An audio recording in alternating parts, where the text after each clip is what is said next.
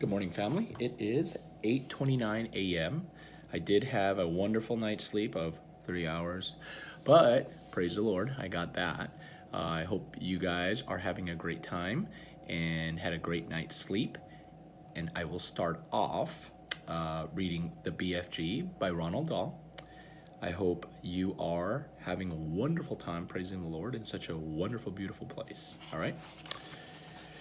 Dreams. The big friendly giant was seated at the great table in his cave, and he was doing his homework. Like you guys. Sophie sat cross-legged on the tabletop nearby, watching him at work.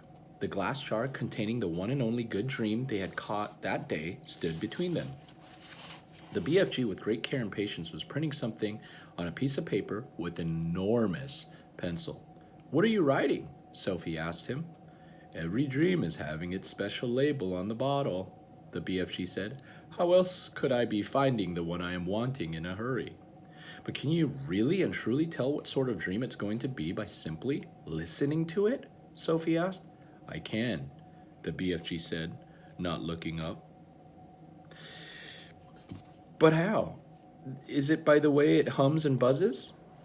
"You is less or more right," the BFG said. "Every dream in the world is making a different sort of buzzy hum music, and these grand swashbuckling ears of mine is able to read that music." "By music, do you mean tunes?" "I is not meaning tunes." "Then what do you mean?" "Human beings is having their own music, right or left."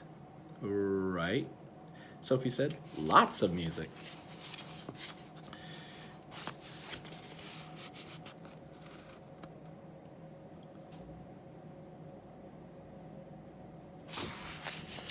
And sometimes human beings is overcome when they hearing wondrous music. They is getting shivers down their spindles, right or left. Right, Sophie said. So the music is saying something to them. It is sending a message. I do not think the human beings is knowing what that message is, but they is loving it the same. That's about right, Sophie said. But because of these jump-swiggling ears of mine, the BFG said, I is not only able to hear the music that dreams is making, but I is understanding it too. What do you mean by understanding it? Sophie said. I can read it, the BFG said. It talks to me. It is like a language. Language? You mean language? Like sandwich? I don't know. I find that just a little hard to believe, Sophie said. I bet you is also finding it hard to believe in quagwinkles, the BFG said, and how they is visiting us from the stars. Of course I don't believe that, Sophie said. The BFG regarded her gravely with those huge eyes. Can you guys make big eyes?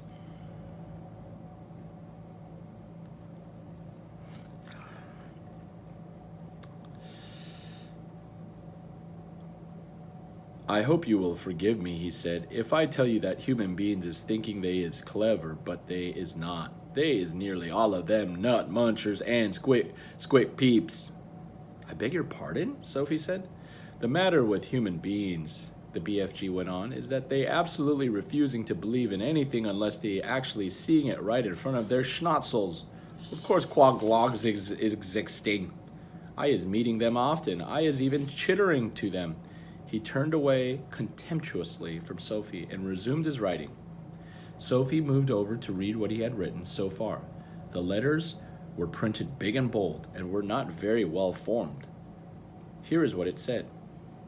This dream is about how I is saving my teacher from drowning. I is diving into the river from a high bridge, and I is dragging my teacher to the bank, and then I is giving him the kiss of death. This is the writing. See? Teacher. You spelled it wrong. You see it?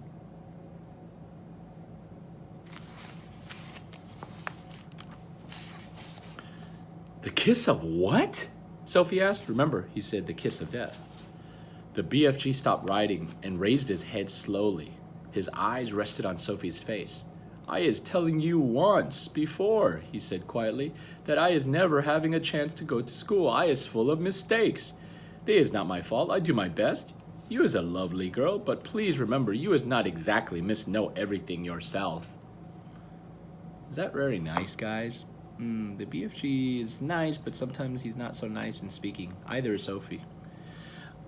I'm sorry, Sophie said. I really am. It is rude of me to keep correcting you. The BFG gazed at her for a while longer. Gaze at one of your brothers and sisters or mommy.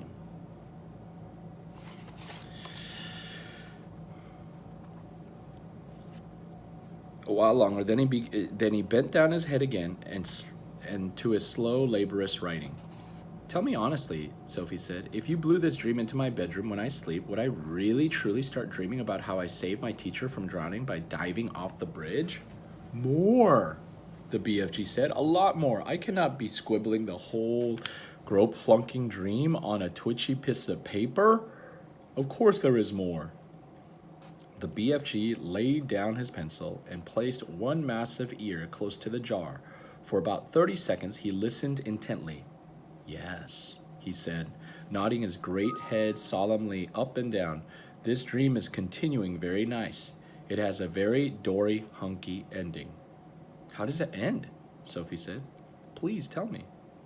You should be dreaming, the BFG said, that the morning after you is saving the teacher from the river, you is arriving at school and you is seeing all 500 pupils sitting in the assembly hall and all the teachers as well, and the head teacher is then standing up and saying, I is wanting the whole school to give 3 cheers for Sophie because she is so brave and is saving the life of a fine arithmetic teacher, Mr. Figgins, who is unfortunately pushed off the bridge into the river by our gym teacher, Miss Amelia Upscotch. So 3 cheers for Sophie, and the whole school is then cheering like mad and shouting, bravo, well done, and for ever after that, even when you is getting your sums and all gungs, wigsed, and muggled all up, Mr. Figgins is always giving you 10 out of 10 and writing good work, Sophie, in your exercise book, and then you is waking up. I like that dream, Sophie said. Of course you like it, the BFG said. It is a fizz wizard. He licked the back of his label, stuck it on the jar. I is usually writing a bit more than this on labels, he said, but you is watching me and making me jumpsy. I'll go down and sit somewhere else, Sophie said. Don't go, he said.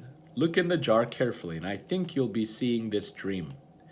Sophie peered into the jar, and there, sure enough, she saw the faint, translucent outline of something about the size of a hen's egg. There was just a touch of color in it, a pale sea green, soft and shimmering and very beautiful. There it lay, this small oblong, sea green, jello-ish thing at the bottom of the jar. Quite peaceful, but pulsing gently, the whole of it moving in and out ever so slightly as though it was breathing. It's moving, Sophie cried. It's alive, Sophie said. Of course it is alive. What will you feed it on? Sophie asked. It is not needing any food, the BFG told her. We're going to stop for now, and this will be section 1 of Dreams, pages 97 to 101. I have to go to work, and then I will read it during my plane ride or at the airport, and then I'll send it back to you guys too. So this will be section 1 of Dreams, 97 to page 101. Love you guys. Bye, Mommy. Bye, Jamie. Bye, Joshua. Bye, Joseph. Bye, Jesse. And bye, soon and coming little baby princess.